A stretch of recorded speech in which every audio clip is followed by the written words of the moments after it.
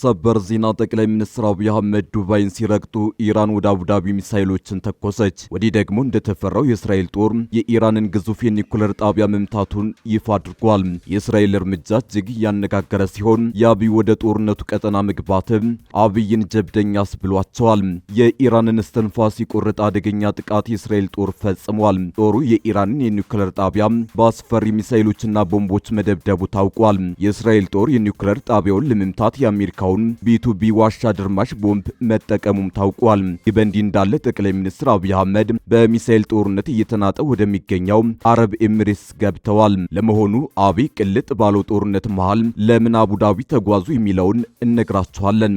ጄኔራል አልቡርሃን ከሚመራው የሱዳን ብሔራዊ ጦር ጎን ተሰልፈው በሱዳን የእርስ በርስ ጦርነት የሚሳተፉ ወደ 12 የሚጠጉ ታጣቂ ቡድኖች በኤርትራ መንግስት እንደሚሰለጥኑና እንደሚታጠቁ ዘ ሱዳን ታይምስ የተሰኘው የሚዲያ አውታር በዛሬው ዕለት ዘግቧል። ትሰሙታላችሁ። የአሜሪካ የውጭ ጉዳይ ሚኒስትር ማርክ ሮቢዮ ከኢትዮጵያው ጠቅላይ ሚኒስትር አብይ አህመድ ጋር እጅግ ወሳኝ የተባለ የስልክ ውይይት ማድረጋቸው ተሰማ።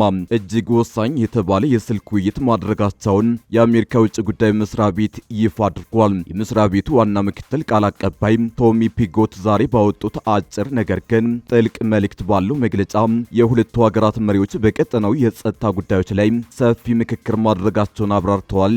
እናስደምጣቸዋለን። ጌታቸው ረዳ የትግራይን ጥቅም ለማስከበር መከራ እየተቀበሉ ነው ሲሉ ተደመጡ። ጌታቸው ከትግራይ ሸሽተው አዲስ አበባ ከገቡ 1 ዓመት አስቆጥረዋል። ይህንን በማስመልከት ባስተላለፉት መልእክት ለትግራይ ሕዝብ ስል ራሴን ዝቅ አድርጌ እየተፋለምሁ ነው ብለዋል። በሌላ በኩል ህወሓትን በተመለከተ ያሰራጨው ጽሑፍ የቱንም ያህል ቢንፈራገጥ ፀሐይ እየጠለቀችባቸው ነው ሲሉ ገልጸዋል። ትሰሙታላችሁ። አክብሮታዊ ሰላምታችን በያላችሁበት የዓለም ዳርቻ የረሳችሁ የተወደዳችሁ የአንድ አፍታ ሚዲያ ቤተሰቦች ከአንድ አፍታ ለአሁኑ መደመጥ አለባቸው ያልናቸውን ዜናዎች ወደ እናንተ የምናደርስበት ሰዓት ላይ ተገኝተናል። አብራችሁን ትቆዩ ዘንድ ግብዣችን ነው።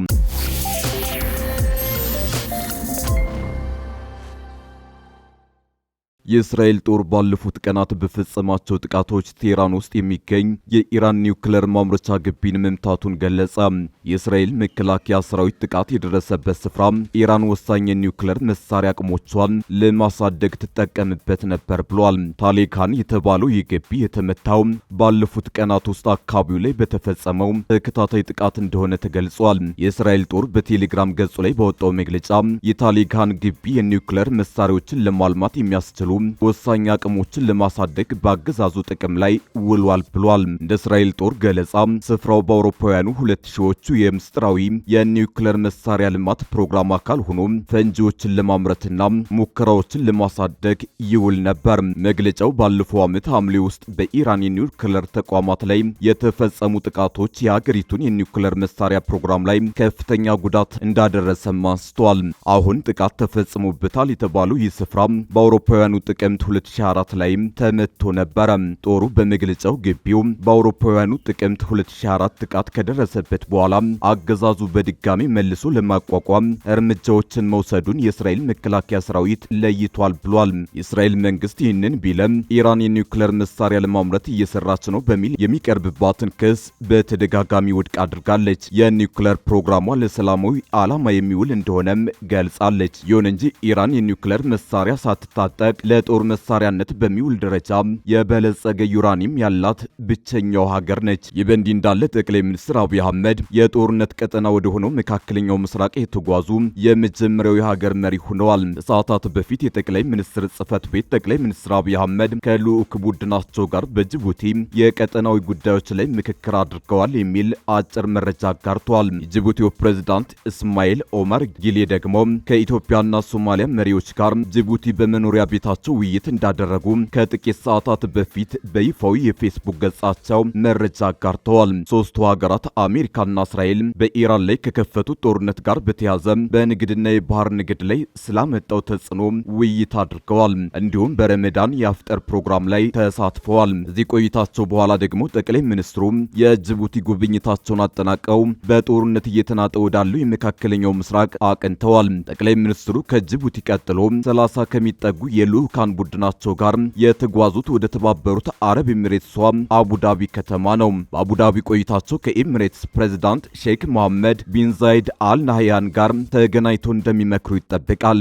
ንግግራቸው በሰሞነኛው የቀጠናው ጦርነት በኤሚሬትስና ኢትዮጵያ ግንኙነት እንዲሁም በሮይተርስ የዜና ወኪል ይፋ በሆነው በቤንሻንጉል ጉሙዝ ክልል በሚገኙ የጦር ማሰልጠኛ ዙሪያ እንደሚሆን ታውቋል።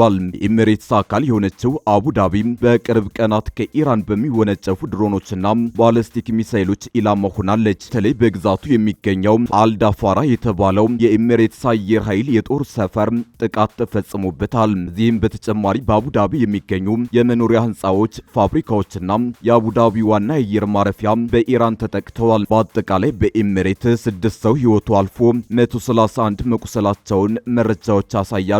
ጠቅላይ ሚኒስትር አብይ ኢራን ወደ ኤሚሬትስ መተኮስ ከጀመረች አንስቶ ወደ ሀገሪቱ ያቀኑ የመጀመሪያው የዓለም መሪ ናቸው።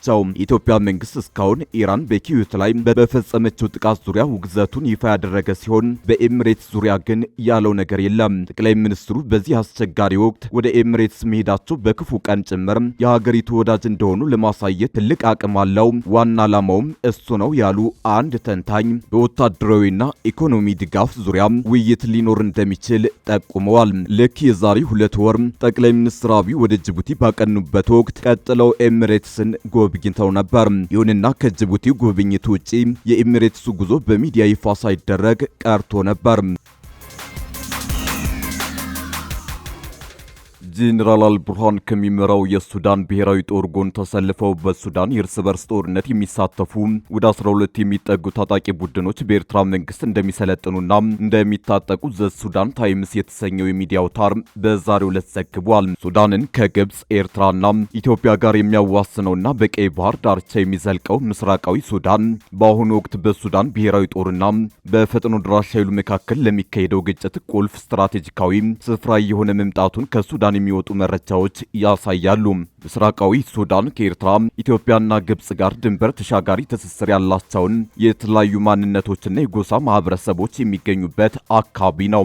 በተጨማሪም አካባቢው ከጎረቤት ሀገራት ግጭቶች የተፈናቀሉ በርካታ ስደተኞችን የሚያስተናግድ እንደሆነ ይነገርለታል። በእነዚህና ሌሎች ምክንያቶች የሱዳን ምስራቃዊ ግዛቶች የበርካታ ታጣቂ ቡድኖች መፈልፈያ መሆኑንና ድንበር ተሻጋሪ ለቀጠናዊ ጦርነቶች መነሻ ሊሆኑ ይችላሉ ሲል ሱዳን ታዛቢዎችንና የፖለቲካ ተንታኞችን አነጋግሮ ይዞት በወጣው ሰፊ ዘገባ አስነብቧል። ዘገባው አክሎም ኤርትራና ኢትዮጵያ ከዚህ ቀደም በነበሩ ታሪኮች ለሱዳን አማጽያንና የትጥቅ ንቅናቄዎች ስልጠናና መጠለያ ስፍራዎችን በመፍቀድ ከግዛታቸው ተነስተው በሱዳን ላይ ጥቃት እንዲሰነዝሩ ሲያደርጉ መቆየታቸውን በማስታወስ ኤርትራ አሁን ላይ ለበርካታ ታጣቂ ቡድኖች ሰፊ ወታደራዊ ድጋፍ እያደረገች መሆኗን ገልጿል።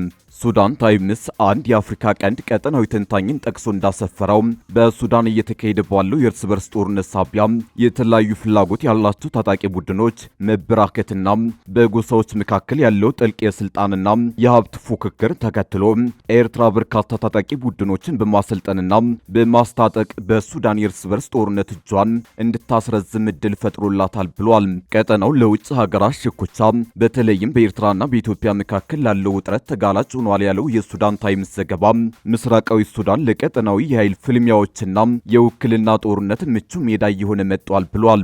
በጀነራል አብዱል ፈታህ አልቡርሃን የሚመራውን የሱዳን ጦር ደግፈው የሚዋጉና በኤርትራ ስልጠናና ትጥቅ እያገኙ እንደሆነ የተነገረላቸው ሁሉም ታጣቂ ቡድኖች የተፈጠሩት የሱዳን የእርስ በርስ ጦርነት ከጀመረ በኋላ መሆኑን ሱዳን ታይምስ አያይዞ ዘግቧል።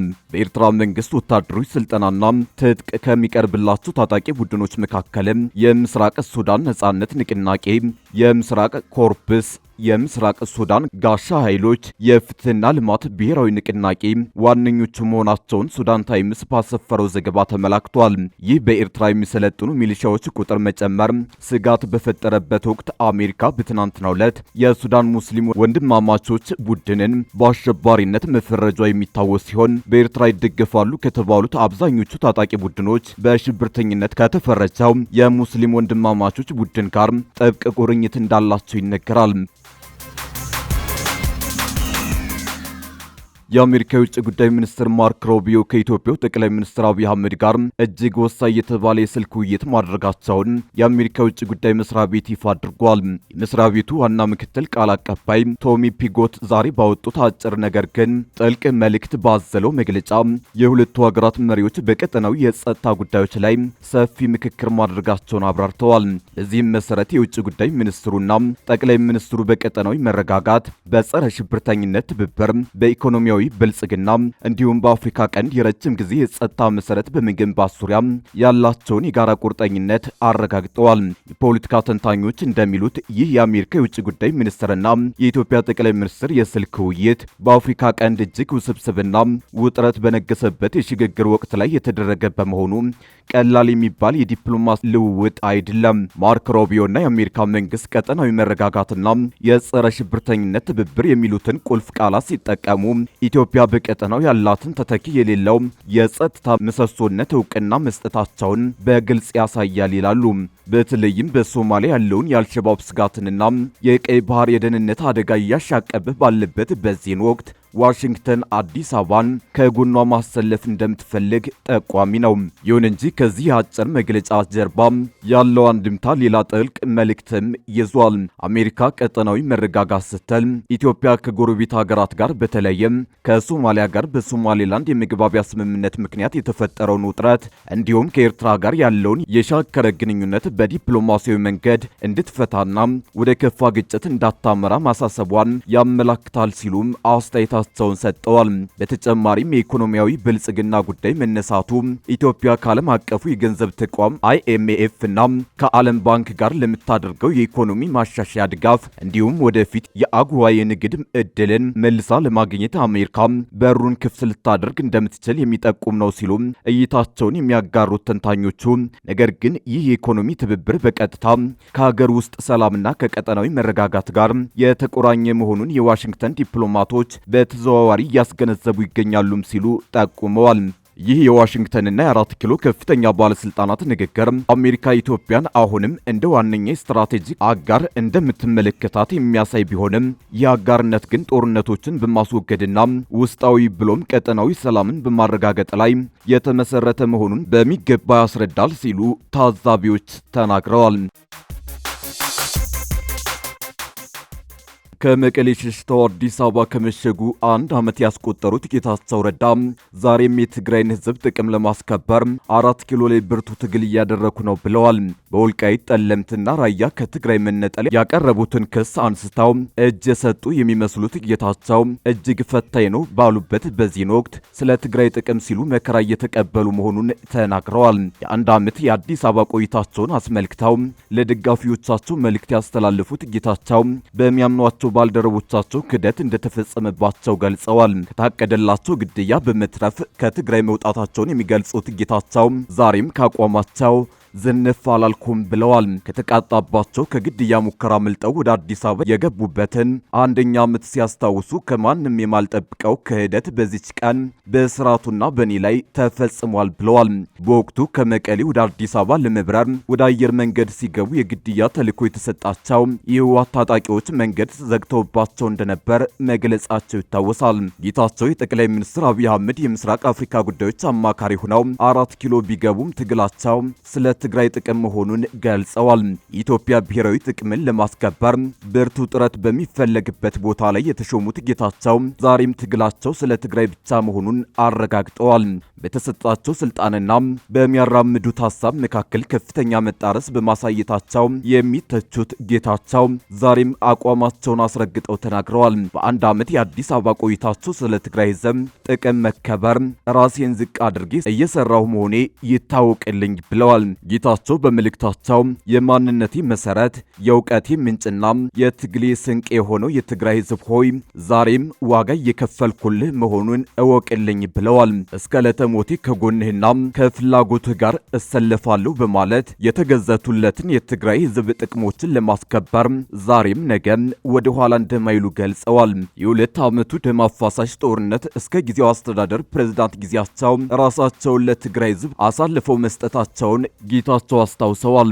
ዛሬም ሆነ ነገ ለትግራይ ህዝብ ጥቅም በትግል ላይ ነኝ ያሉት ጌታቸው በሚኮንኗቸውና ባሳደዷቸው ባልደረቦቻቸው በኩል ህዝቡ ክህደት እንደተፈጸመበት ጠቁመዋል። ጌታቸው አሁን ትግራይን የተቆጣጠሩ ኃይሎችን እኛን በማስወገድ ሊያሳኩት የፈለጉት ህዝባዊ ዓላማ አልነበራቸውም፣ አድርገውም አላሳዩም በማለት ተችተዋል። ከኔ አስተዳደር በኋላ የተፈጠረውን ለመገምገም ለጊዜው ዝግጁ አይደለውም ያሉት ጌታቸው የጀነራል ታደሰ ወረደ አስተዳደርና ህወሓት የህዝብ ጠላት ናቸው ብለዋል።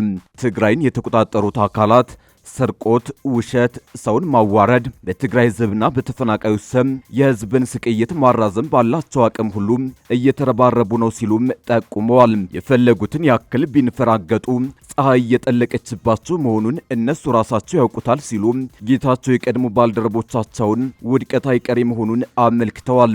የትግራይን ወጣት የጥፋታቸው መሳሪያ ለማድረግ የሚችሉትን ሁሉ ቢያደርጉ ህዝቡ በሙሉ ስለተጸየፋቸው እኛን ይዘው እንዳይጠፉ ብቻ ትኩረት እናድርግ ሲሉም ጥሪ አቀርበዋል። ጌታቸው በመልእክታቸው መደምደሚያ በድል ያገናኘን የሚል መፈክር የጦርነቱን አይቀሬነት አመልክተዋል።